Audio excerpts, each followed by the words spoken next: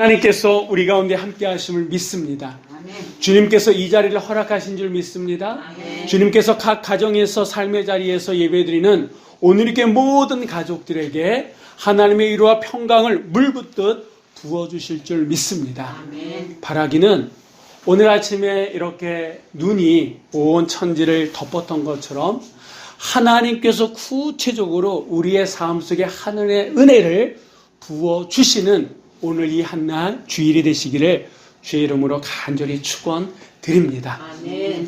자, 우리가 요즘은 그리스도의 오심을 기다리는 절기인 강림절을 보내고 있습니다. 오늘이 이제 세 번째 주간입니다.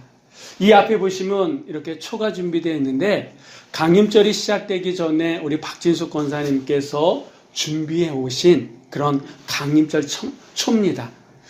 지금 보면 이게 이제 세 개의 초에 불이 켜져 있는데 지난 시간에도 말씀드렸던 것처럼 저쪽에 보라색, 이쪽에 보라색, 양쪽에 보라색이 있지 않습니까? 그래서 첫 번째 초는 희망이었고 두 번째 보라색은 평화였습니다. 그리고 여러분 보시기에 이제 분홍색, 색상을 띠는 이 세 번째 초는 뭐냐? 기쁨을 상징한다라고 하는 거예요. 여러분, 우리 주님만이 우리의 참 소망이 되시고 희망이 되심을 믿습니다. 아멘. 우리 주님만이 우리의 참 기쁨이 됨을 믿습니다. 아멘. 또한 우리 주님을 통해서 세상에 줄 수도 알 수도 없는 기쁨을 이 시간을 통해서 우리에게 허락해 주실 줄 믿습니다. 아멘. 그래서 오늘 이 말씀의 주제는요, 기쁨이다라고 하는 거예요. 기쁨을 주시고자 이 땅에 오신 그 예수님, 아기 예수님. 그 주님의 오심을 우리가 준비하며 나아갈 때 우리의 삶 속에 뭐가 주어진다고요? 기쁨이 주어지게 될 줄 믿습니다. 아멘. 오늘 우리가 읽은 이 마가복음의 이 말씀은요, 어떤 일로 인해서 기쁨을 잃었던, 상실했던 한 사람이 주님을 만남으로 말미암아 그 잃었던, 잊어버렸던 그 기쁨을 회복하는 아주 훈훈한 이야기입니다. 예수님은 한번 그림을 보시면 예수님은 저 위에 갈릴리, 저 위쪽입니다. 갈릴리에서 이제 어디로 오시려고 하냐면 이 남쪽 예루살렘으로 오시려고 합니다. 근데 이 여행이요, 마지막이다라고 하는 거예요. 이 여행이 주님과 제자들이 함께하는 이 땅에서의 마지막 여행입니다. 왜? 이 여행의 마지막은 뭐냐면 십자가가 기다리고 있기 때문이다 라고 하는 겁니다. 자, 오늘 이 본문의 배경은 한 번 더 엔터를 쳐주시면 저 보라색 동그라미가 있는 저 여리고라고 하는 거예요.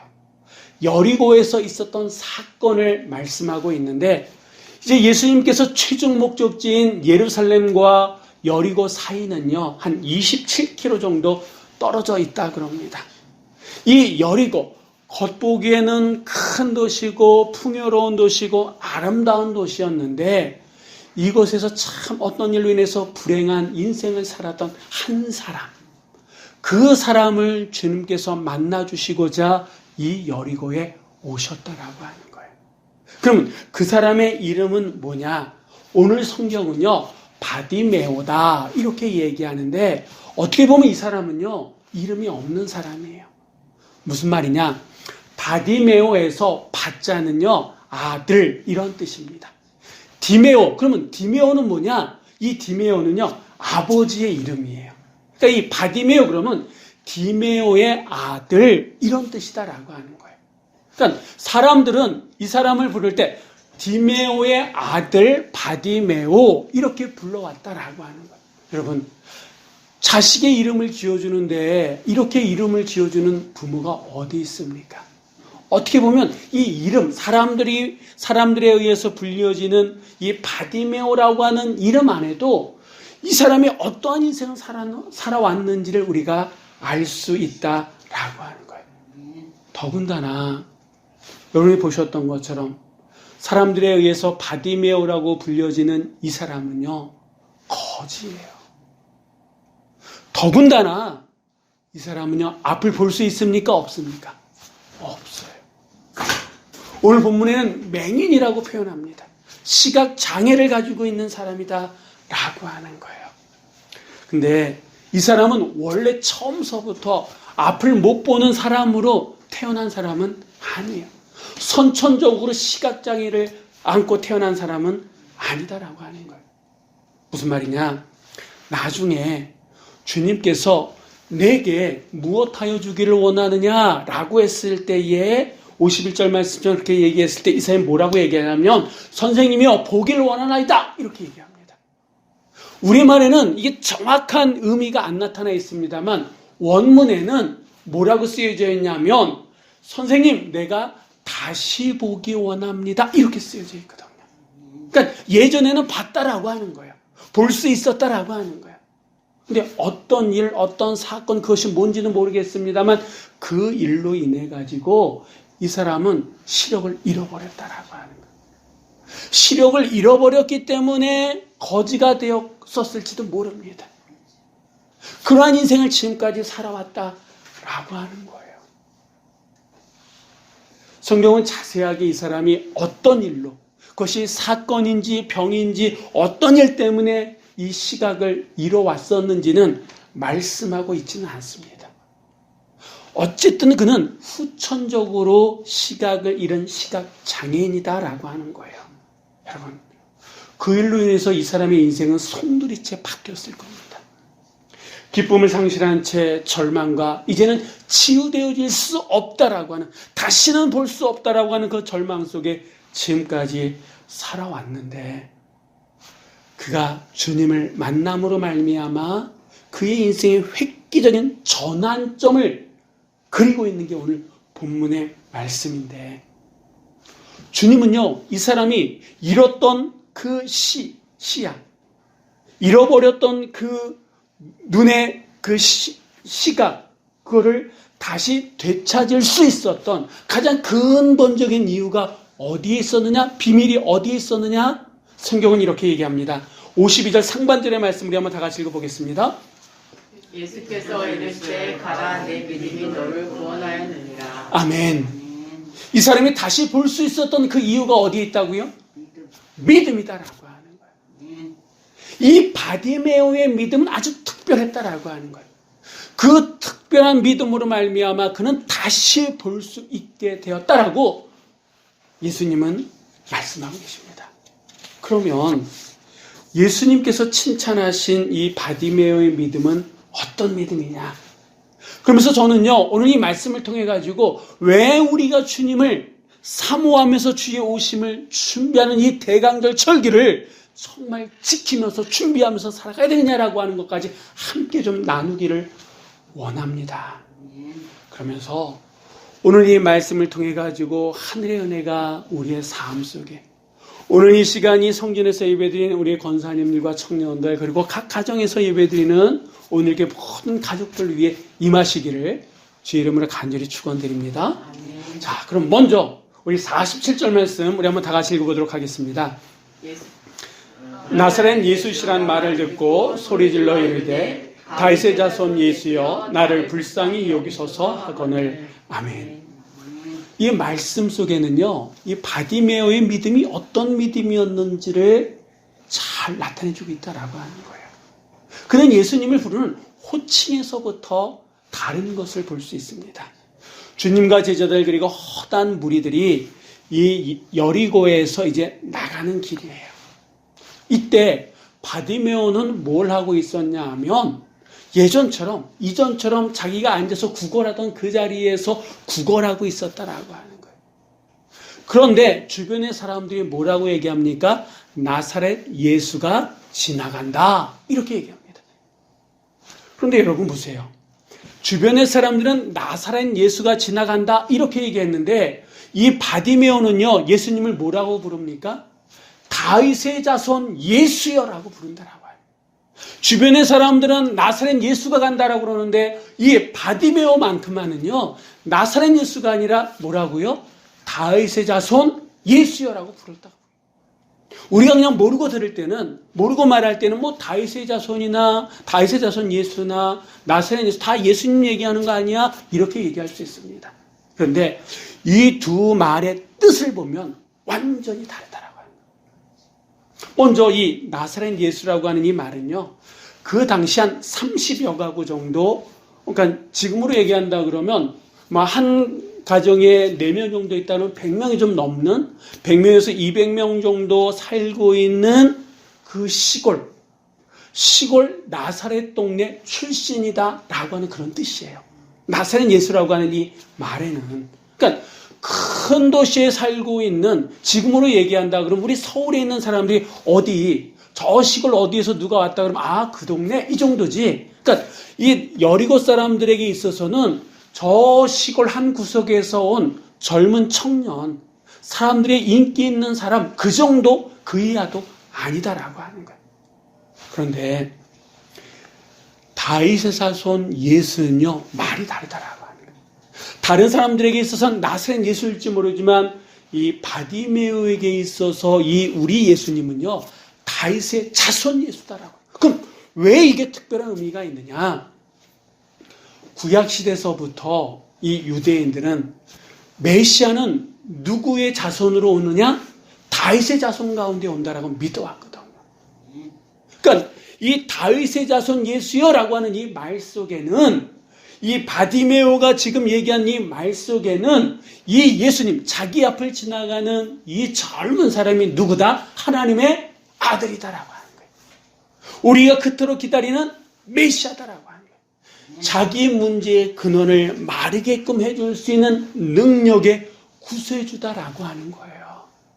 다른 사람들에게는 그냥 나사렛 출신의 한 청년이 될지 모르지만 바디메오에게 있어서 지금 이 지나가는 사람은 메시아, 구세주, 하나님의 아들이다라고 하는 거예요. 그러니까 이 바디메오의 믿음은요, 주님을 누구로 보는 거예요? 다윗의 자손, 하나님의 아들, 구세주, 능력자, 그렇게 보고 있다라고 하는 겁니다. 그러면 우리에게 있어서 2020년을 살아가고 있는 우리에게 있어서 예수님은 어떤 분이십니까? 똑똑한 사람들이 얘기하는, 많이 배운 사람들이 얘기하는 그저 4대 성인 가운데 한 사람입니까? 아니면 다윗의 자손 예수, 메시아 되시고 하나님의 아들 되시고 나의 구세주 되시는 그분이십니까? 만약에 나에게 있어서도 이 예수님이 다윗의 자손 예수가 되면 우리는 그분의 오심을, 이 대강절 절기를 잘 사모하면서 준비하며 기다려야 될 줄 믿습니다. 이렇게 예수님이 자신에게 다윗의 자손이었었기 때문에 이 바디메오에게는 간절함이 있고 절박함이 있었다라고 하는 거예요. 다윗의 자손 예수여 나를 불쌍히 여기소서 이렇게 부르짖자 주변의 사람들이 어떻게 했습니까? 우리 48절의 말씀을 한번 다 같이 읽어보겠습니다. 많은 사람이 꾸짖어 감자가라 하되 그가 더욱 크게 소리질러 이르되 다윗의 자손이여 나를 불쌍히 여기소서 하느니라. 아멘. 이 말씀 속에도 이 바디메오의 믿음이 어떤 믿음인지를 잘 나타내주고 있는데, 이렇게 사람들 앞에서 사람들이 지나갈 때 다윗의 자손 예수여 나를 불쌍히 여소하니까 주변에 예수님의 제자들도 있었고 그 주변의 사람들이 어떻게 했습니까? 한두 사람이 아니에요. 한 사람이 그러는 것도 좀 위축될 수 있는데 많은 사람들이 잠잠하라고 면박을 주기 시작했다라고 하는 거예요. 하지만 지금 이 지나가시는 분이 나에게 있어서는 다윗의 자손, 메시아가 되시고 구세주가 되기 때문에 이 바디메오는 가만히 있을 수가 없었다라고 하는 거예요. 주변이 뭐라고 하든 위축됨 없이 그는 더 크게 소리 지릅니다. 뭐라고 소리 지릅니까? 다윗의 자손이여 나를 불쌍히 여기소서. 아멘.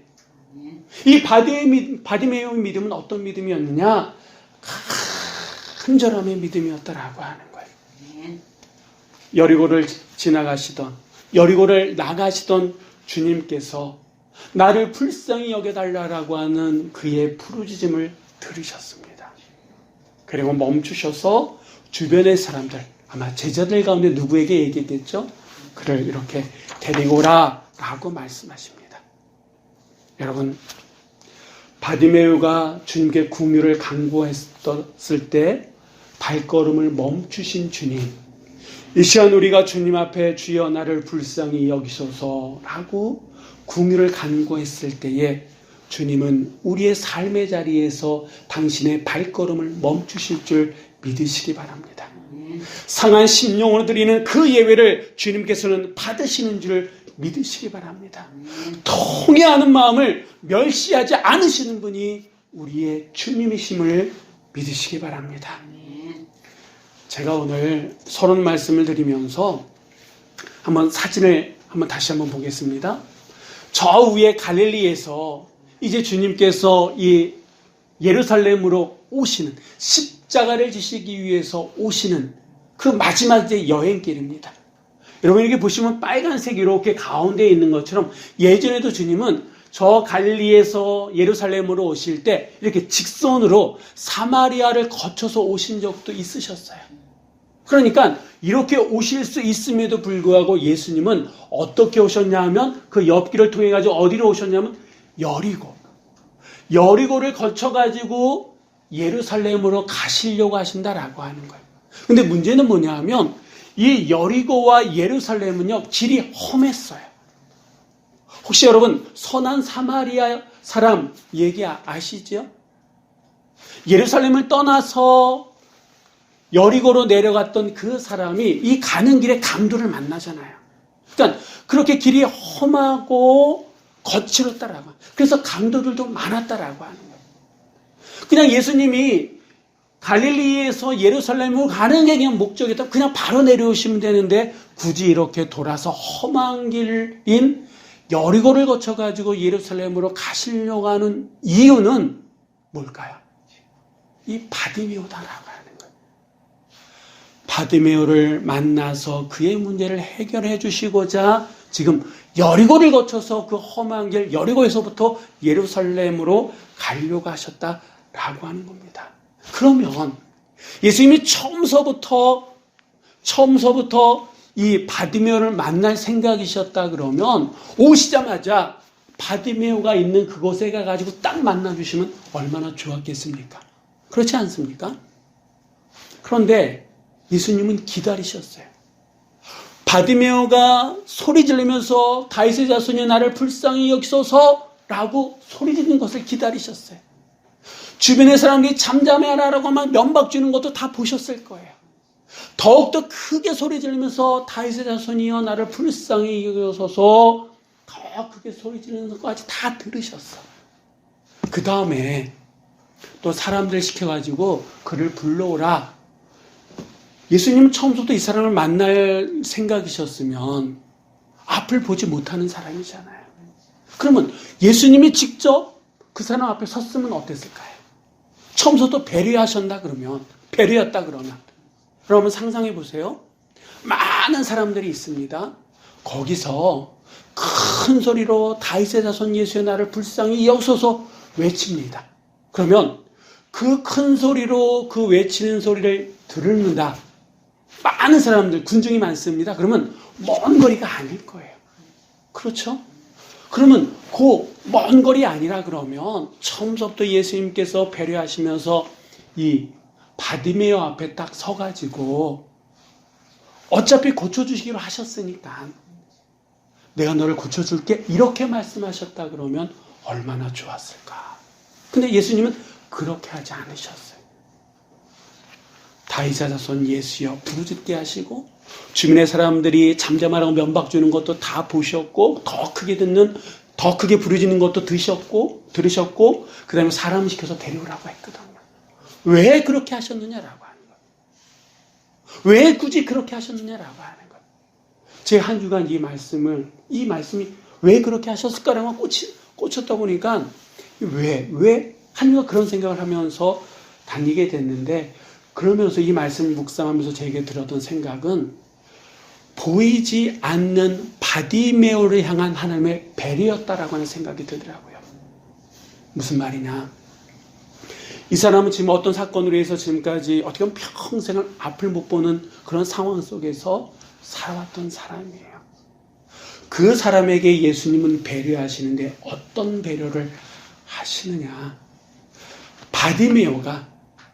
바디메오가 예수님에 대해서 어떻게 생각하는지를, 어떤 마음을 가지고 있는지를 사람들에게 보여주실 때까지 기다리셨다라고 하는, 주변의 사람들이 잠잠케 하게끔 그렇게 여의치 않은 환경 속에서도 당신을 향한 이 바디메오의 믿음이 어느 정도였는지를 바디메오가 직접 보여주기를 기다리셨다라고 하는 거예요.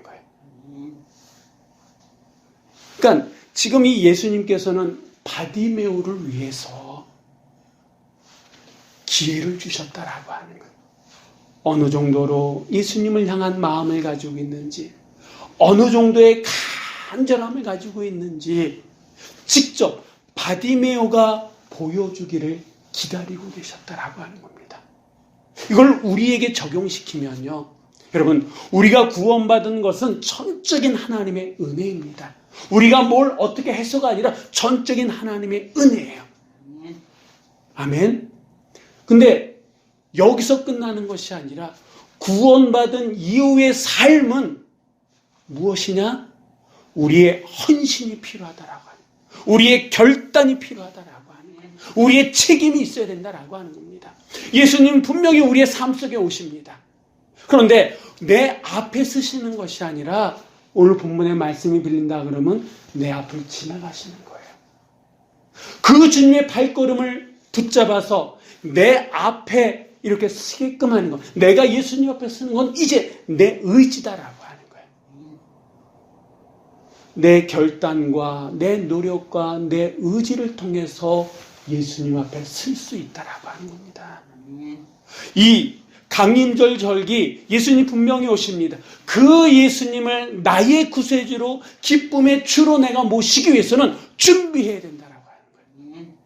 내 땀이 필요하다라고 하는 거예요. 다윗의 자손 예수여 나를 불쌍히 여기소라고 하는 그 부르짖음이, 그 믿음이 우리에게 있을 때 그분이 나에게 기쁨을 주시는 분이지, 그렇지 않으면 그냥 지나가는 한 분, 나사렛에 있는 예수 한 사람으로 끝나고 만다라고 하는 겁니다. 여러분, 그 주님이 지금 우리를 기다리고 계세요.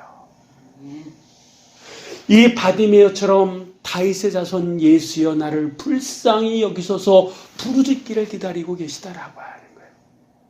일반 사람들처럼 그냥 성탄절이 오네 이게 아니라 마음과 뜻과 정성을 모아서 그 시간 후 주의 오심을 준비하고 기다리기를 원하고 계시다라고 하는 겁니다. 이렇게 주님께서 자신을 부른다라고 하는 이 소리를 들은 바디메오가 어떻게 했습니까? 우리 다 같이 한번 50절 말씀 다 같이 읽어보도록 하겠습니다. 맹인이 겉옷을 내버리고 뛰어 일어나 예수께 나아오거늘. 아멘. 자, 이 맹인 바디메오는요, 자기의 겉옷을 내어버리고 뛰어서 예수님께로 갔다라고 하는 거예요. 이 행동 안에도 바디메오 믿음이 어떤 믿음이었는지, 왜 주님께서 그의 믿음을 칭찬해 주셨는지를 알 수 있다라고 하는 거예요. 이 겉옷이라고 하는 것, 지금이야 옷들이 흔하지만 예전에는 정말 옷이 귀했잖아요. 없어가지고 귀했잖아요. 그래서 뭐 기어 입기도 하고 뭐 이렇게 해도 막 그러지 않았습니까? 특별히 이 겉옷이라고 하는 건 가난한 사람들에게 있어서, 특별히 이 시대의 가난한 사람들에게 있어서 이 겉옷이라고 하는 것은 우리가 지금 생각하는 그 이상의 가치가 있는데, 이 거지면서 앞을 볼 수 없는 이 바디메오에게 있어서 이 겉옷은요, 잠잘 때는 무슨 역할을 할까요? 이불 역할을 하죠. 그리고 비가 올 때는 우비 역할을 하는 거예요. 그리고 사람들 앞에 구걸할 때는 어떻게 할까요? 그것을 밑에 깔고 그 위에 앉아서 구걸을 했을 거다라고 하는 거예요. 그러니까 이 겉옷이라고 하는 것은 이 거지 바디메오에게 있어서는 재상 목록 1호였다라고 하는 겁니다. 이 겉옷 안에는요, 바디메오의 과거가 있고 현재가 있고 미래가 있고 다 있는 거예요. 이 바디메오가 어떤 삶을 살았냐, 이 겉옷만 봐도 많은 사람들이 알 수 있는 그거다라고 하는 거예요. 그런데 이것을 어떻게 했다고요? 내어 버렸다라고 성경은 얘기하고 있거든. 바디메오가 앞을 보는 사람이에요, 못 보는 사람이에요? 볼 수 없는 사람이죠. 더군다나 지금 여기에는 많은 사람들이 있잖아요. 여기서 이 겉옷을 내어버리고 예수님께 갔습니다. 그러면 만약에 눈이 뜨지 않으면, 다시 볼 수 없으면 이 겉옷을 찾을 수가 있어요, 없어요? 없을 수도 있는 거예요. 좋은 사람이 있어서 이거 당신 겁니다 주지 않는 한 자기가 이렇게 찾을 수가 없는. 그런데도 예수님이 오라고 하는 그 얘기를 듣자마자 이 바디메오는요, 그 귀한 자신의 전부가 될 수 있는 그 겉옷을 내어버리고 예수님께 갔다라고 하는 거예요. 이게 뭘 의미하는 겁니까? 바로 이 바디메오의 믿음이라고 하는 게 주님께 온전히 맡기는 그런 믿음이었다라고 하는 겁니다.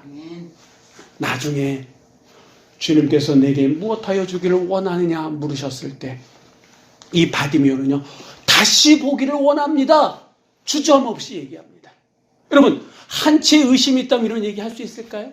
돈 좀 주십시오라고 얘기했을 텐데 그렇지 않고 다시 보기 원합니다. 당신이 나를 불쌍히 여기시는 분이고 내가 당신을 통해서 다시 볼 수 있습니다라고 하는 이런 온전한 믿음이 없었다 그러면 그렇게 할 수 있었겠느냐? 할 수 없다라고 합니다. 이런 것을 아셨기에 주님께서는 그의 믿음을 칭찬하십니다. 많은 사람들 앞에서 칭찬하세요. 어떻게 보면 지금까지 한 번도 다른 사람이 칭찬을 받은 적이 없었던 이 바디메오는 만왕의 왕이 되시고 이 땅에 구세주로 오신 하나님의 아들 그분에게 많은 사람들 앞에서 칭찬받는데, 우리 아까 읽었던 말씀입니다만 다시 한번 52절의 말씀 읽어보도록 하겠습니다. 예수께서 이르시되 봐라 내 믿음이 너를 구원하였느니라. 아멘. 공동 번역서에 보면 이 구절을 어떻게 기록하고 있냐면 가라 내 믿음이 너를 살렸다 이렇게 표현하고 있거든. 그러니까 믿음으로 말미암아 이 바디메오는요 살았다라고 하는 거예요. 그 믿음으로 말미암아 이 바디메오는 다시 볼 수 있었다라고 하는 겁니다. 할렐루야. 믿음이 우리를 살리는 줄 믿습니다. 우리 안에 이 믿음이 있을 때 우리는 볼 수 없는 것을 보게 되는 줄 믿습니다. 들을 수 없었던 것을 듣게 되는 줄 믿습니다. 이 믿음이 우리 안에 있을 때 그동안 어떤 일로 인해서 상실되거나 빼앗겼던 그 기쁨이 회복되어지는 줄 믿습니다. 우리 주님은 어떤 분이냐? 우리가 잃어버렸던, 그동안 빼앗겼던, 없었던 그것을 다시 되찾아주고자 이 땅에 오신 분이 우리 주님이신 줄 믿습니다. 아멘. 특별히 우리 주님은요, 이 바디메오에게 다시 시력을 회복시킨 것뿐만 아니라 기쁨을 회복시켜 주셨다라. 다시 볼 수 있다라고 하는 그 기쁨을 이 바디메오에게 주신 분이 누구냐? 우리 주님이십니다. 그러면 이번 성탄이, 이번 한 주간 우리가 바로 이 기쁨을 주시고자 이 땅에 오시는 주님을 우리가 맞이할 수 있는, 준비할 수 있는 그런 강림절 절기가 되어야 될 줄을 믿습니다. 지금 무엇보다 우리에게 필요한 게 이러한 믿음인 줄 믿습니다. 오늘 여러분들 아시는 것처럼 1000명이 넘었어요. 확진자가 1000명이 넘었습니다. 이 코로나19로 인해서 우리의 삶이 점점 어둠의 삶으로, 우리 안에 그나마 있었던 기쁨마저도 다 어떻게 하면 그 코로나가 잠식해가고 있지 않습니까? 많은 사람들이 한 번도 경험하지 못한 이 상황 속에 당황해하고 지쳐가고 답답해하고 그리고 이제는 우울감으로 어떻게 할지 몰라 하고 있다라고 하는 거예요. 이런 상황을 한 방에 날리실 수 있는 분이 누구십니까? 바로 우리 주 예수 그리스도인 줄 믿습니다. 그 주님의 오심을 준비하는 게 강림절의 절기다라고 하는 거예요. 그 큰 성 여리고 많은 사람들에게 있어서 주님은요 그냥 나사렛 사람이에요. 나사렛 예수예요. 그러나 바디메오에게 있어서는 그 주님은 다윗의 자손이었더라. 나를 충분히 불쌍히 여겨주실 수 있는 그런 분이다라고 하는, 그런 고백을 하고 그런 믿음을 보여줬던 사람은 기쁨이 회복되어지고 삶이 회복되어지고 볼 수 없었던 자가 볼 수 있게 되는 줄 믿습니다. 문제는 이러한 사람이 소수다라고 하는 거예요. 이 땅에 많은 그리스도인들이 있고 이 땅에 많은 교회가 있지만 정말 주님을 나의 다윗의 자손으로 그리고 나를 불쌍히 여겨주실 분으로 고백하고 준비하는 자는 어떻게 보면 소수에 지나지 않는다라고 하는 거죠. 바라기는 오늘 이 자리에서 예배드리는 우리 권사님들, 이 자리에 있는 우리 청년들, 그리고 가정에서 예배드리는 오늘의 가족들이 소수라 할지라도 그 소수의 한 사람이 되어지시기를 주의 이름으로 간절히 축원드립니다. 아멘. 예수님께 칭찬받는 이 바디메오처럼 다윗의 자손으로 나를 불쌍히 여겨줄 수 있는 그 예수님이기 때문에 삶의 자리에서 그 주님의 탄생을 준비한 우리 모두가 되시기를 주의 이름으로 간절히 축원드립니다. 아멘. 특별히 다윗의 자손 예수 나를 불쌍히 여기소서라고 고백하며 이 한 주간을 살아갈 때에 그 삶의 중심을 보신 우리 주님께서 가라 내 믿음이 너를 구원하였느니라 선포하시고 우리의 삶에 잃었던 것이 다시 회복되어지는 그 하나님의 이적과 기적이 이 한 주간에 있으시기를 주의 이름으로 간절히 축원드립니다. 기도하시겠습니다.